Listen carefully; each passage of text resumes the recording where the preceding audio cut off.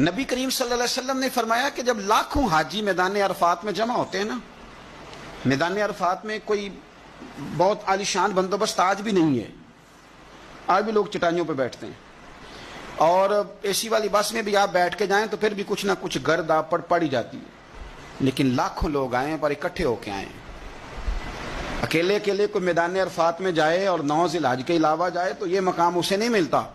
لاکھوں آئے، اکٹھے آئے تو حضرت ابو ہریرہ رضی اللہ تعالیٰ عنہ فرماتے ہیں رب کریم آسمان کے دروازے کھول کے فرشتوں سے فرماتے ہیں ذرا نیچے تو نظر کرو۔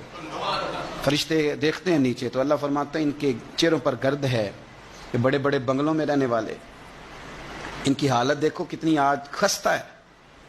گویا تم نے تو کہا تھا نا یہ فساد پھیلائیں گے، تو فرشتوں مجھے بتاؤ یہ اربوں پتی، یہ مفتی، یہ صوفی، یہ علامہ، یہ شیخ، یہ پیر، یہ اتنے اتنے بڑے لوگ یہ کدھر آئے ہیں بتاؤ؟ تو فرشتے عرض کرتے ہیں اللہ تجھے راضی کرنے آئے۔ یہ لاکھوں لوگ گھر بار چھوڑ کے تجھے راضی کرنے آئے۔ تو میرے نبی پاک علیہ السلام فرماتے ہیں پھر رب فرماتا ہے تم گواہ ہو جاؤ، میں نے ان سب کو دوزخ سے آزاد کر کے ان کے لیے جنت کا فیصلہ کر لیا۔ اگلے لفظ سنیں گے تو اور خوش ہو جائیں گے۔ نبی پاک علیہ السلام فرمانے لگے، حضور فرمانے لگے رب فرشتوں سے فرماتا ہے انہیں بھی بخش دیا ہے، اور جن جن کے لیے یہ دعا کریں گے میں ان سب کی بھی